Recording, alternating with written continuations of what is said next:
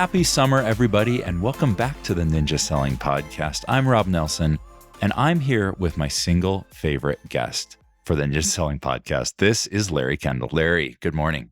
Hey, good morning, Rob. It's great to be here. Larry, I appreciate it that you would give us so much time, especially given that it's summer. And the theme of today's conversation is Larry Kendall's summer.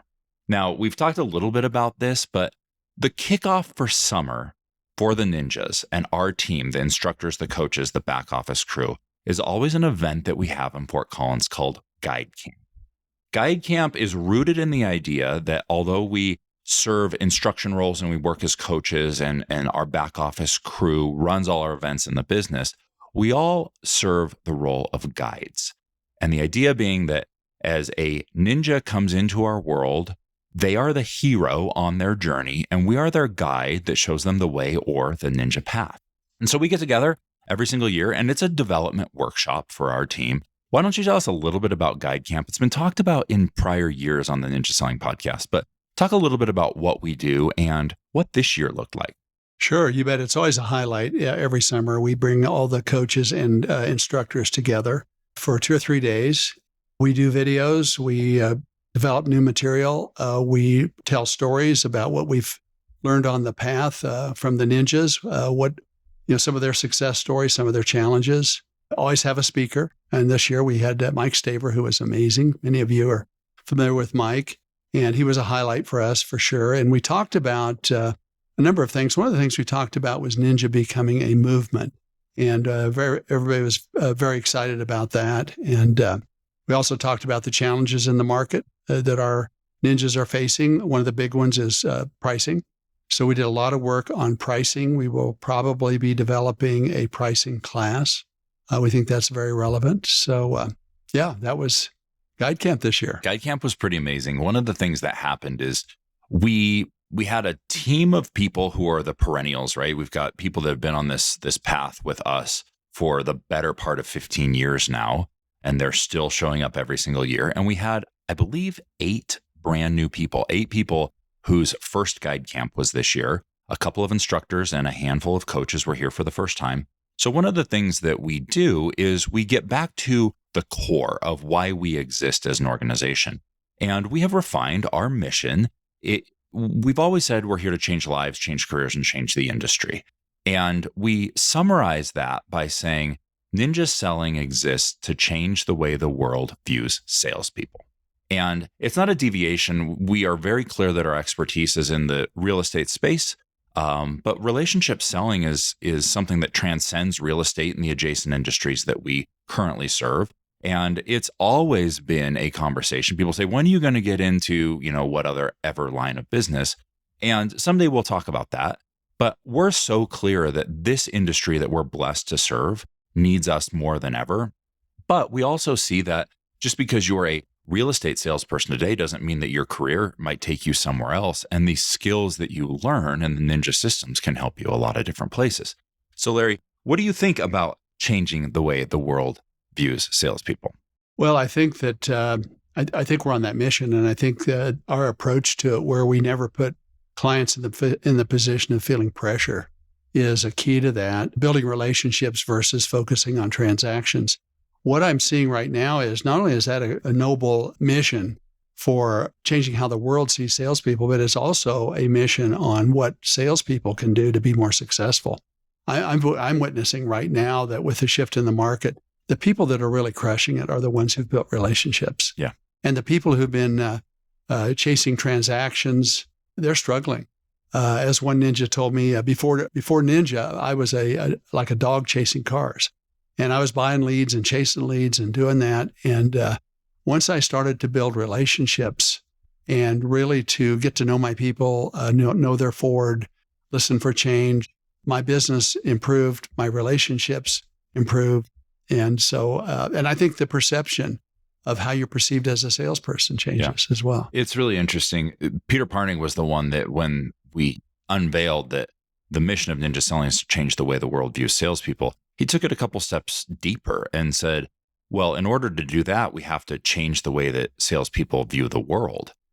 And so beautiful, yes. Truthfully, it starts with changing the way salespeople view themselves. So we have a big mission. That was kind of the theme, is the idea that our mission has become a movement. We're incredibly blessed to have momentum and a critical mass of over 100,000 people who are dedicated to the way that we teach you to do business and the opportunities that we unlock that you already have. And Larry, one of the other things that happened at Guide Camp is we sometimes just step aside. And what that means is we allow our team to just get together. And there are social events that we have. We have hosted dinners. We go to your house, that sort of thing. And I think as we talk about a takeaway inside of an organization, the shift away from a lot of time in the office to struggling to get people to come back has been very detrimental to cultures. We all have identified that. And most major real estate companies have said one of the challenges that we have is that the pandemic forced people out of the office and we are struggling to attract them back. I think one of the things that we can always do is look at people like Patrick Lencioni and Adam Grant. Both have quotes around this idea that culture is not built inside the meeting. It's built in the margin between those meetings and the space of just getting out of the way. So sometimes it's like we need to get people back in the office for a meeting. But I think the water cooler chat and the non-business conversations that take place are just as important. So that's a big piece of Guide Camp as well, is just letting our team come together because they're all over the country and they only spend a few days together per year.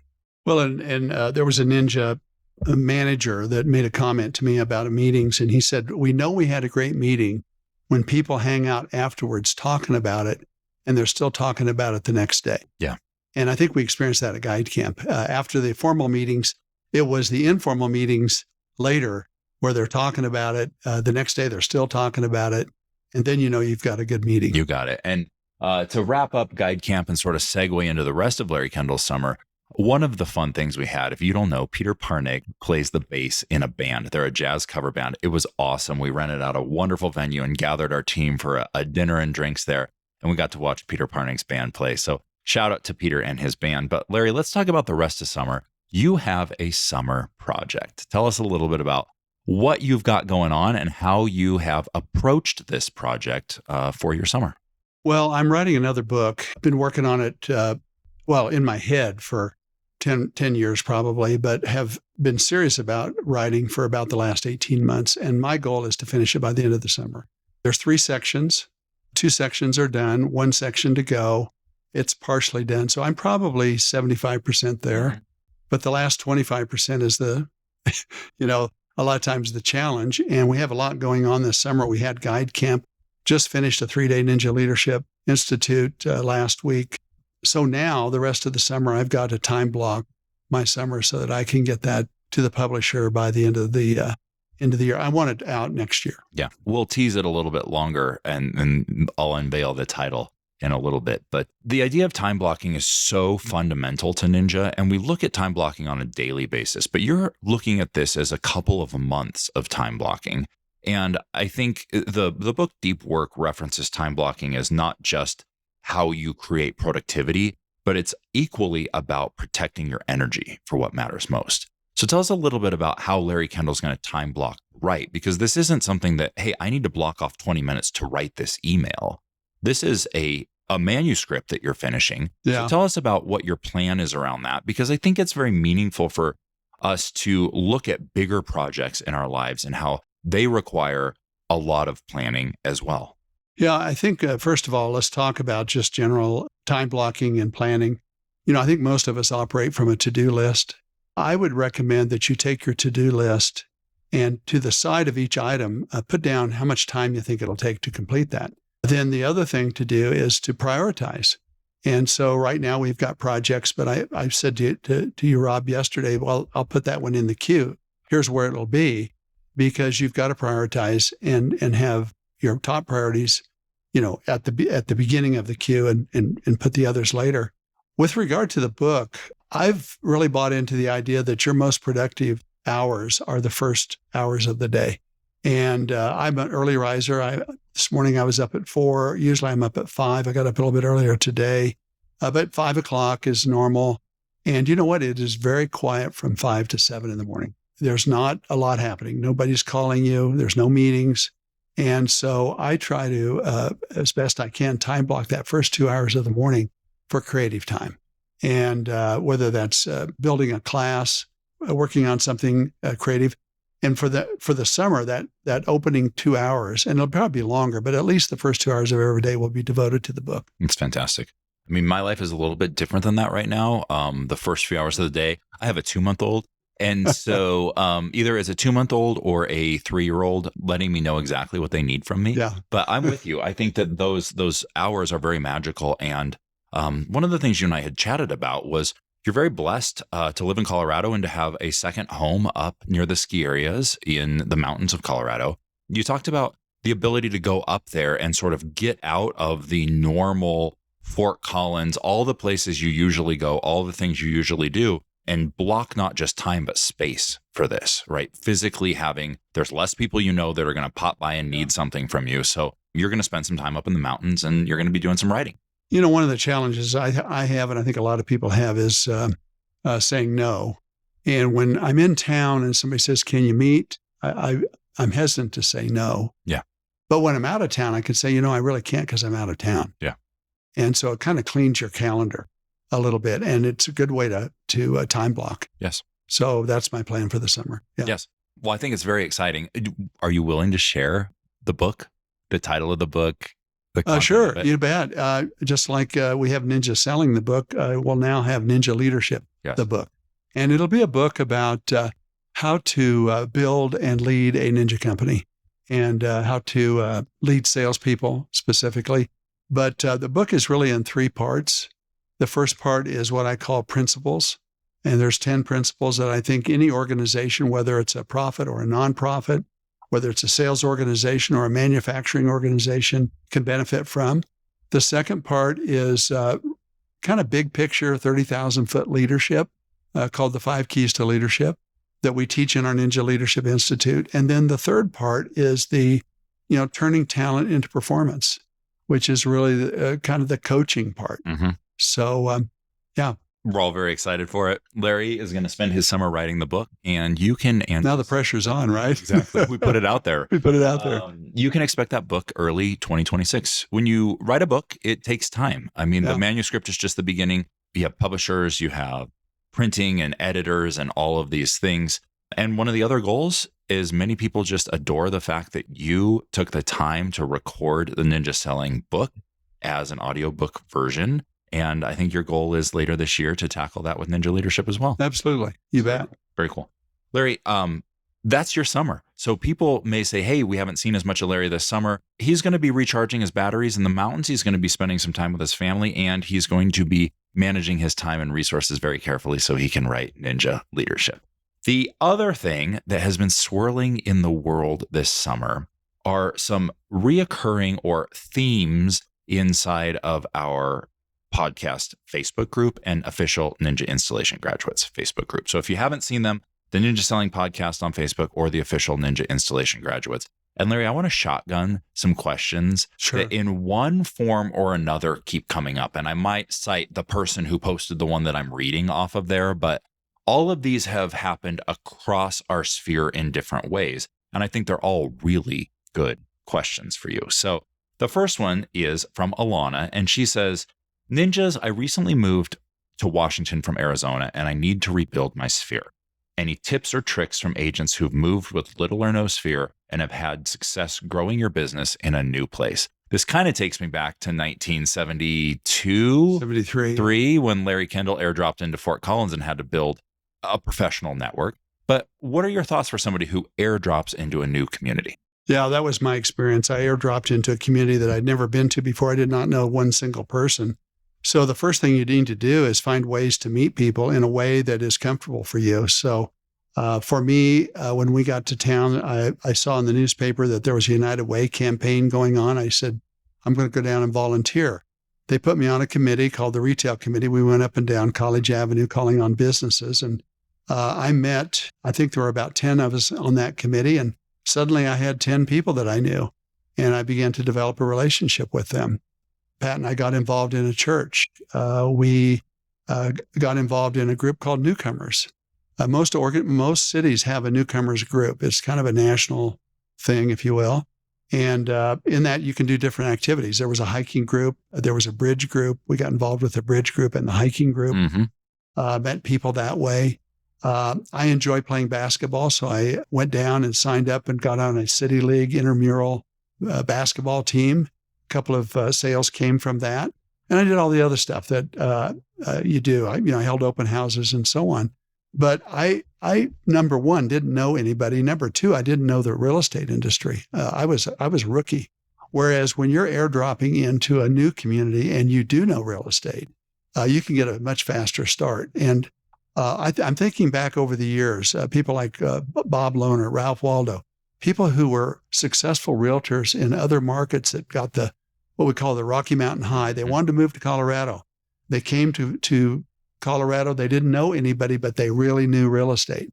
And they dropped into our system, started doing what we now call ninja selling, and were very successful their first year. Yeah, I think there's an obvious part of learning the marketplace. Yeah. And some of that just comes down to be slow to choose your broker, probably, Yeah. right? Find the right relationship, because that can be incredibly disruptive to find the wrong one as a starting place. Yeah. But you can get help with that side of it. And it just comes down to relationships. Build relationships with people. And those all start with authenticity. And you gotta, if you're into whatever lifestyle or hobby related thing you're Right. into, riding mountain bikes or a church, or perhaps you're involved in antiquing, whatever it is, there's people out there that are Yeah. into it. And that would be a great first, second, and third relationship to build. Yeah, absolutely. Yeah. Yep. Second one, this one in some form or another has been coming up. And this is from Chelsea. She says, "Hi ninjas, I've been slacking on my personal notes lately, and I'm having a hard time coming up with people and ideas to send them to. Any tips or tricks?" Larry, this takes me back to an action tip that you did where you said, the problem is the solution. Yeah. Tell us a little bit about that in the context of what's going on when somebody doesn't have ideas of who to send notes to. Well, I'd say if somebody says, I have a problem that I don't know who to send notes to, I'd say that's not your problem. That's the symptom of your problem. Real problem is you must not be in flow with very many people. And so the solution would be get back in flow. Get back with people, whether it's face-to-face, voice-to-voice, electronically, somehow get back in flow. And what will pop out is ideas on notes to write. Yeah. I keep a list of each day, pretty much every morning. I look at my to-do list. Every night I look at my to-do list, and people pop into my mind that I should write a note to. I never keep up. I was looking this morning, I have 17 people that I wrote 4 notes this morning, but it was not enough. I didn't have time to write 17 notes, but I have a list of people that I'm going to write notes to, and it comes out of flow. Yes. Yeah. It's ninja habit number 8. I mean, if somebody's brand new to the podcast, in 30 seconds, what is habit number 8 and what is it not? Habit number 8 is 50 live interviews, sometimes called conversations. I prefer interviews because in an interview, you're asking questions and you're specifically focusing on the forward. How's the family? O is occupation. How's everything at work? What's going on at work? R is recreation. What are you doing for fun? D is dreams, anything about the future. So what's your plans for the weekend? What are your plans for the summer? Your daughter's graduating this year. What are her future plans? That type of thing, and listen for change. Yeah. And if you're doing that, you're doing habit number 8. If you're just, hey, how you doing? That doesn't count. right.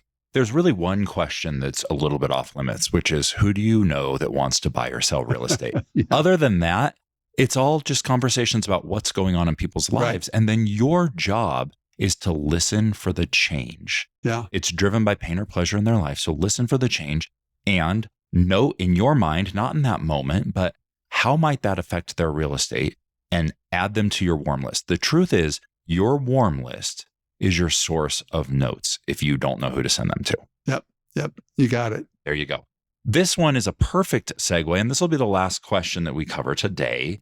It's from Casey, and she says, what are some great forward questions to get conversations started? So if we've identified that the problem, if you don't know who to send your notes to, is that you're not having enough flow, live flow, then how do we get these things started? And it's an hour ago, I was on a conversation with Eric Zimmerman, one of our ninja instructors and coaches. Eric is a tremendous question asker. He's really good at this.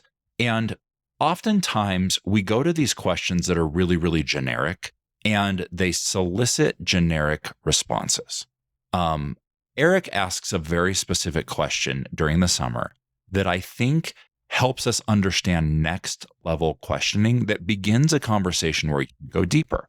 And so, Larry, I'm going to role play this with you, but in context, what he told me is he has a regular appointment with a physical therapist, and his physical therapist's assistant has never really engaged him in conversation in any way.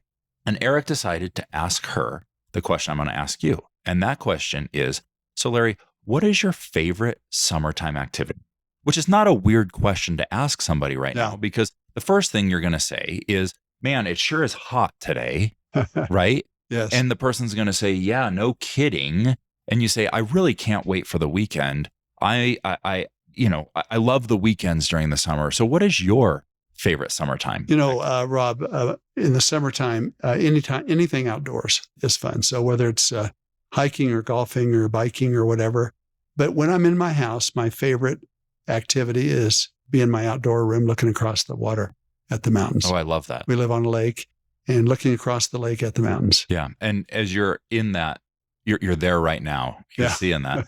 I can see it in your eyes. And this is what happens with people. Now, the way I respond to Larry will set the stage for the next question. The next question can go even deeper and can help uncover the opportunity to deepen our flow. So I would ask you the question, Larry, when you're sitting there, what is in your hand? Everybody always has something in their hand when they're relaxing like that. What's in your hand? The favorite spot in our outdoor room is by the grill. And my favorite moment is grilling something for dinner with a beer in my hand, looking across the water at the mountains. There you go. Yeah. It could have been anything. It could have been my phone scrolling TikTok. It could have been, right? It could have been my 2-month-old in my hands. But so what's in your hand? You've got a cold beer in your hand. Larry, what's your beer of choice? It's a beer called 90 Shilling. There you go. And it's a good one. I love it too. That could have been the end of a Ford conversation. It's the beginning and the end is the question of what do you enjoy most about summer?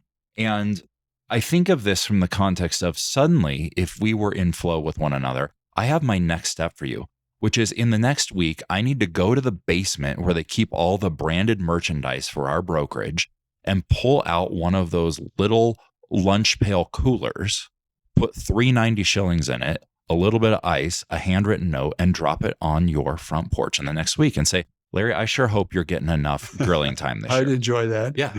And Rob, what you just did is what we teach in Ninja, which is your next question is embedded in their last answer. That's basically what you did.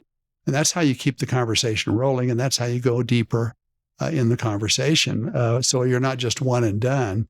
What are your plans for the summer? What do you enjoy this summer?